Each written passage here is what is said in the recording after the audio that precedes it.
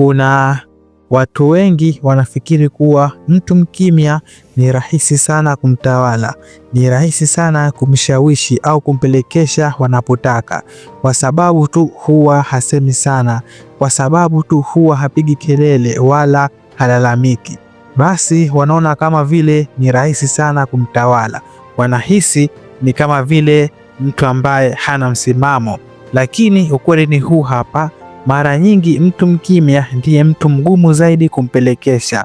Leo nataka nikupe sababu 3 za msingi kabisa za kisaikolojia zitakazokufanya uelewe kwa nini mtu mkimya si mtu wa kuchezea. Twende sawa. Sababu ya kwanza ni hii: huwa hafunguki kirahisi kwa kila mtu. Hii ndio sababu ya kwanza kabisa kwa nini mtu mkimya ni vigumu sana kumpelekesha. Mtu mkimya huwa hafunguki kwa kila mtu. Huwa hafungui akili yake, mawazo na hisia zake ovyo ovyo. Hakwambii kila kitu anachokifikiria, hakuonyeshi kila kitu anachopanga. Na ili umpelekeshe mtu, basi lazima ujue huyo mtu anapenda nini, ujue anaogopa nini, au ujue udhaifu wake.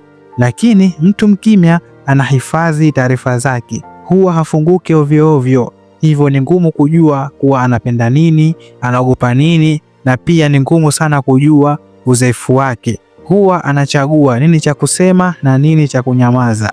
Hatoi silaha zake mikononi mwa kila mtu.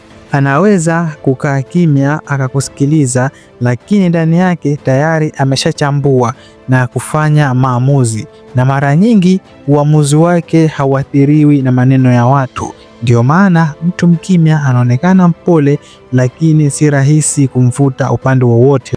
Sababu ya pili kwa nini mtu mkimya ni ngumu sana kumpelekesha, basi mtu mkimya hupenda kufikiria kwanza kabla ya kufanya uamuzi. Mtu mkimya huwa hendi haraka haraka.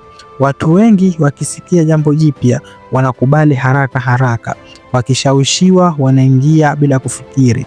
Lakini mtu mkimya anasikiliza kwanza, ananyamaza, kisha anawaza.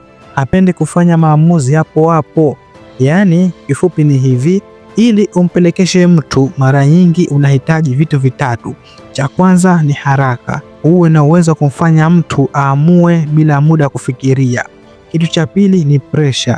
Ahisi lazima afanye hicho kitu. Na kitu cha tatu ni maneno mengi, umsukume kwa maelezo au ahadi. Lakini mtu mkimya yeye hapendi haraka, hakubali pressure wala hasikilizi maneno mengi. Ndiyo maana si rahisi kumpeleka anapotaka mtu mwingine. Sababu ya tatu kwa nini ni ngumu sana kumpelekesha mtu mkimya, basi mtu mkimya huwa hasukumwi na makundi wala pressure za watu. Yaani hii ni sababu kubwa sana. Watu wengi wanaongozwa na makundi ya watu. Watu wengi huwa wanafuata pressure za watu. Yaani mtu huwa anafikiria hivi: watu watasemaje? Watu watanionaje? Nikikataa pia watasemaje? Lakini mtu mkimya hachukui uamuzi ili aridhishe watu, wala hahitaji uthibitisho wa watu wengi. Makundi ndiyo silaha kubwa sana ya kuwapotosha watu. Mtu huwa anafikiria, kila mtu anafanya hivi, utakosa fursa kama utafuata. Lakini mtu mkimya hana hofu ya kukataliwa, wala hana hofu ya kuonekana tofauti. Na mtu asiyeogopa kukataliwa ni mgumu sana kumpelekesha, na ndio maana ni ngumu sana kumpelekesha mtu mkimya. Yaani kiufupi, mtu mkimya si rahisi kumpelekesha kabisa, kwa sababu huwa hafunguki ovyo ovyo, hufikiria kabla ya kusema, na huwa haongozwi na makundi. Anaweza kukaa kimya, lakini ndani yake kuna msimamo na uamuzi. Yaani kiufupi, mtu mkimya si rahisi kumpelekesha kabisa, kwa sababu hafunguki ovyo ovyo, hufikiria kabla ya kusema, na haongozwi na makundi. Anaweza kuwa kimya, lakini ndani yake kuna msimamo na uamuzi. Usimdharau mtu mkimya. Mara nyingi ndiye mtu ambaye anayejua anachokifanya kuliko watu wengine. Sasa kama wewe ni mtu mkimya, andika hapo chini kwenye comment: kamwe hunipelekeshi.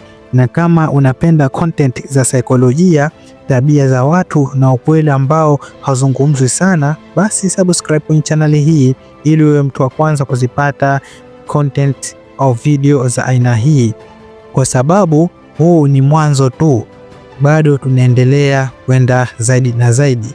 Kumbuka, mtu mkimya hasemi sana, lakini haongozwi na kila mtu.